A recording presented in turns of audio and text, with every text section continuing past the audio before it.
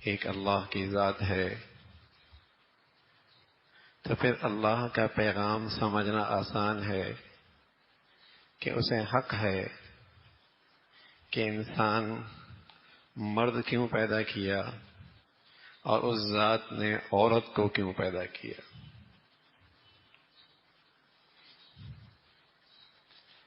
جب اتنا مان لیا کہ وہ ذات خالق ہے تو پھر اسے حق ہے کہ تخلیق کا مقصد بھی بتا دے کہ مرد کیوں پیدا ہوا ہے، عورت کیوں پیدا ہوئی۔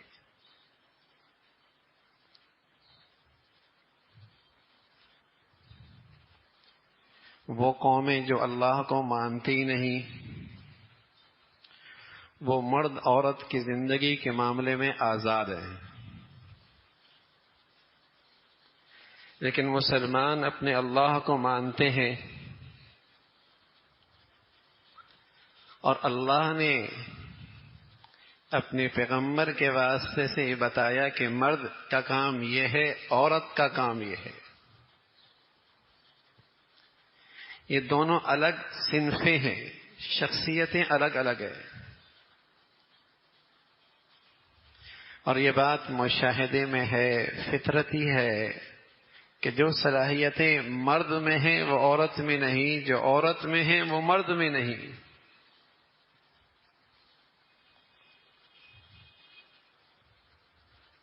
جب دونوں کی صلاحیتیں علیحدہ علیحدہ ہیں تو اللہ نے اور اللہ کے رسول نے ان دونوں کا دائرہ کار بھی علیحدہ علیحدہ رکھا ہے۔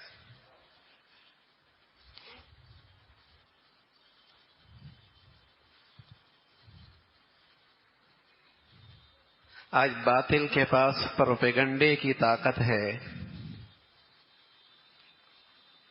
غلبہ اور قوت کا حصہ اس کے پاس ہے، تو بس اوقات مسلمان جو دینی صحبت سے محروم رہتا ہے اور قرآن کی تعلیمات سے دور ہو چکا ہے، اس کے پروپیگنڈے سے متاثر ہو کر وہ بھی اس صنف نازک اور اس عورت کے بارے میں گمراہ کن نظریات رکھنے لگتا ہے۔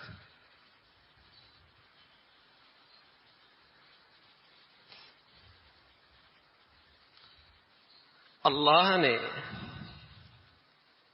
مرد کی زندگی اس کا ایک دائرہ کار رکھا ہے، عورت کی زندگی وَقَرْنَ فِي بُيُوتِكُنَّ، عورت کی زندگی کا مقصد اور منصب گھر کی زندگی کو استوار کرنا ہے۔ یہ بڑی بھاری ذمہ داری ہے۔ والد سے کہا ہے تم اس کے معاش کے ذمہ دار ہو، شوہر سے کہا ہے تم اس کے معاش کے ذمہ دار ہو، دونوں نہیں، بھائی سے کہا ہے تم اس کے معاش کے ذمہ دار ہو۔ اس لیے کہ ایک عظیم ذمہ داری سے، ایک عظیم ذمہ داری اس کے سپرد ہے۔ وَقَرْنَ فِي بُيُوتِكُنَّ، تم نے یہ گھر کی ذمہ داری نبھانی ہے۔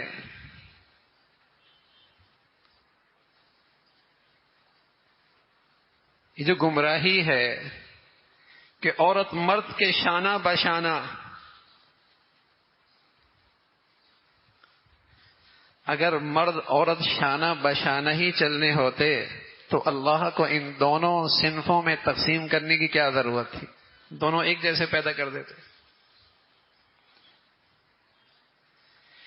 طاقت میں فرق ہے، صلاحیتوں میں فرق ہے، مزاج میں فرق ہے، فطرتی فرق ہے۔ اگرچہ نئی فیشن نے اس فرق کو مٹانے کی بہت کوشش کی ہے کہ مرد کو عورت کا پہنا دیا اور عورت کو مرد کا پہنا دیا۔ اس نے مرد کی شکل لینا شروع کر دی اور عورت نے مرد کا روپ ڈھالنا شروع کر دیا۔ لیکن جو فطرتی فرق ہے وہ تو ہے.